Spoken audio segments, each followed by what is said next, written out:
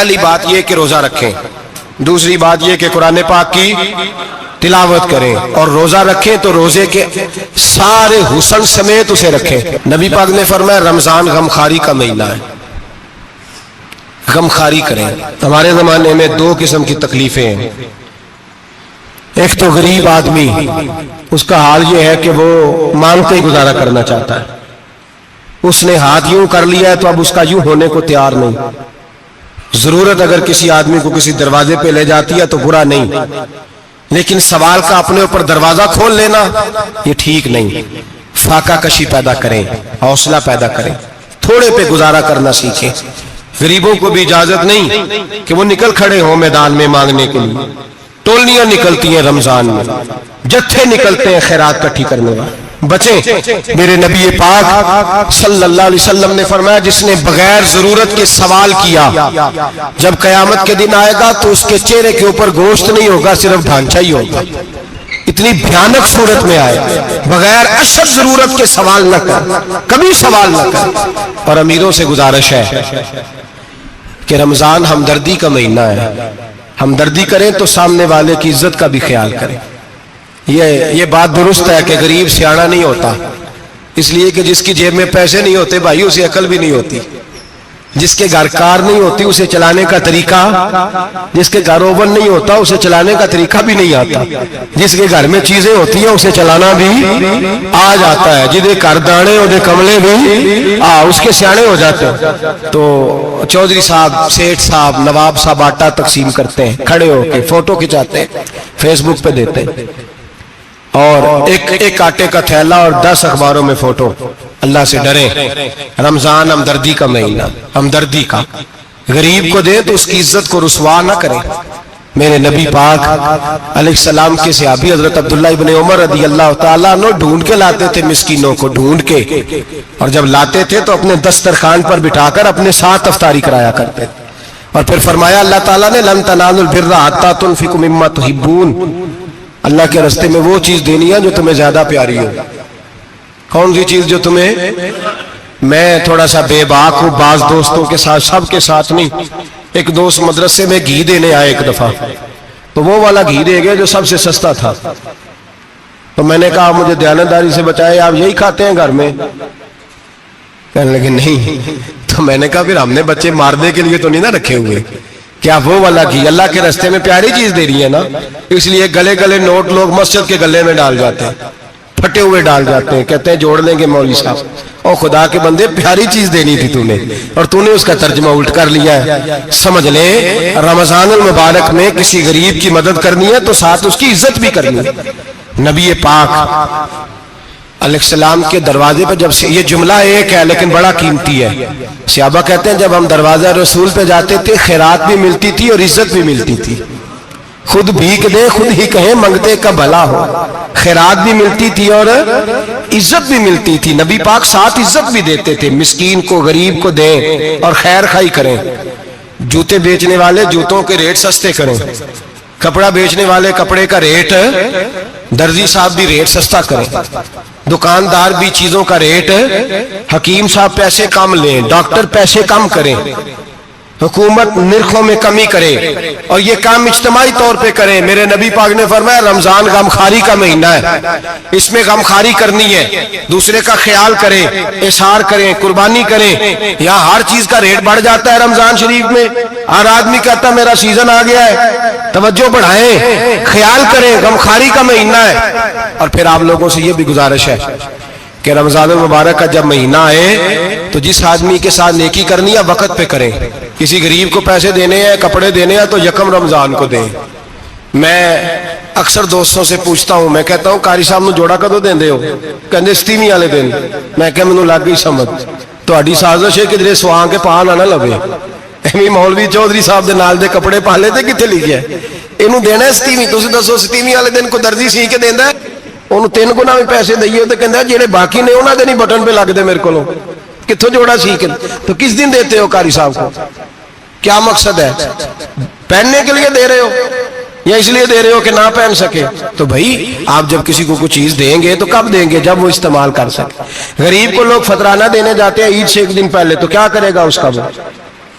نہ تو کپڑے خرید سکا نہ روٹی لا سکا، بلکہ میرے حضرت صاحب فرماتے ہیں رمضان سے پہلے دے دو، رمضان کی نیت کر کے رمضان سے 1-2 دن پہلے دے دو، اللہ رمضان جتنا ثواب ہی عطا فرمائے گا۔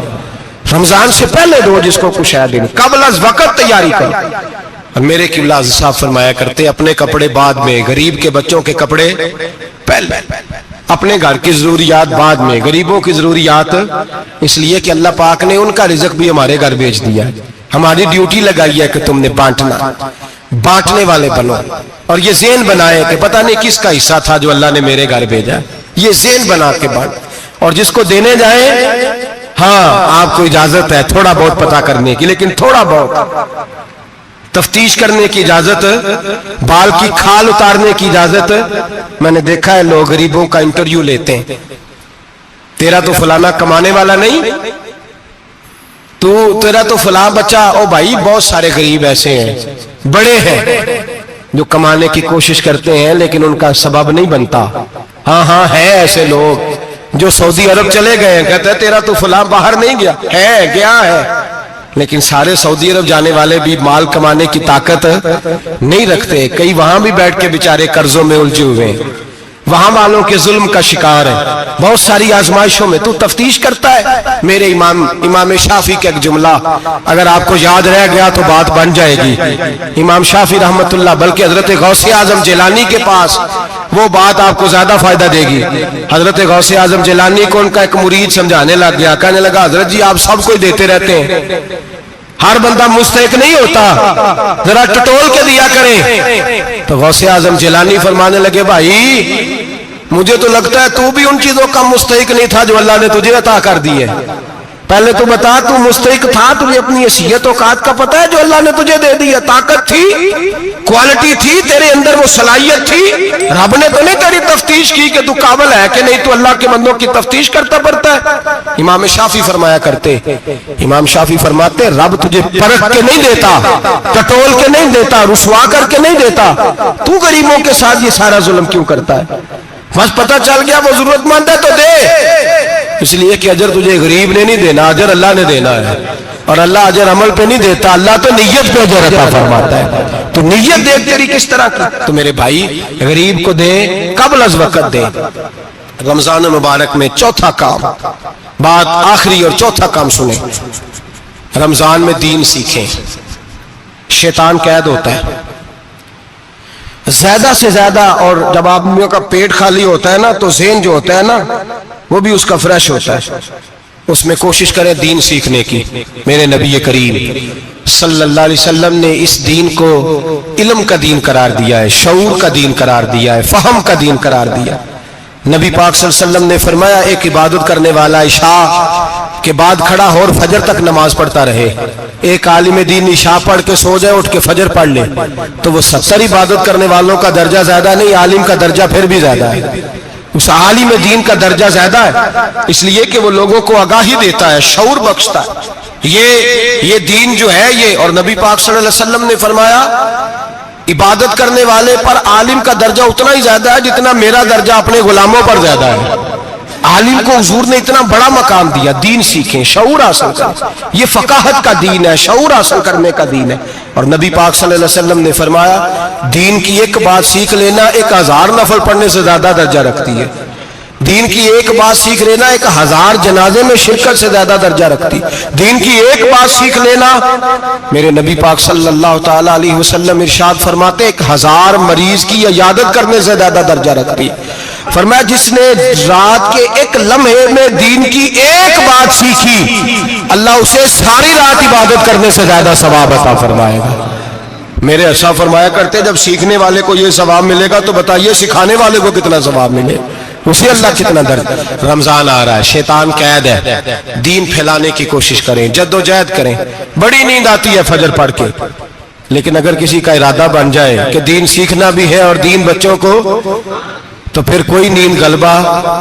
ایک مثال ایک عالم نے سمجھائی، کوئی بزرگ تھے درویش عالم، ان کے پاس ایک عورت آئی، کہنے لگی میں بچوں کو سویرے بڑا جگاتی ہوں، بچے جاگتے نہیں نماز کے لیے، बड़ा अजीब जवाब दिया बुजुर्गों ने, दरवेश ने, आलिम ने। कहने लगे बीबी क्यों नहीं जागते, जगाया कर, बेदार किया कर, उठाया कर। कहने लगी बड़ी जद्दोजहद करती हूं, उठते नहीं, बेदार नहीं होते। अल्लाह वाले थे ना। कहने लगे ये बता, अगर उस कमरे में आग लग जाए तो फिर बच्चों को कैसे बेदार करेगी, आग से बचाने के लिए क्या करेगी? फिर तो बालों से पकड़ भी घसीटना पड़ा तो घसीट के कमरे से लाऊंगी, फिर तो चोटें लगती हैं तो लग जाए, फिर मैं परवाह नहीं करूंगी।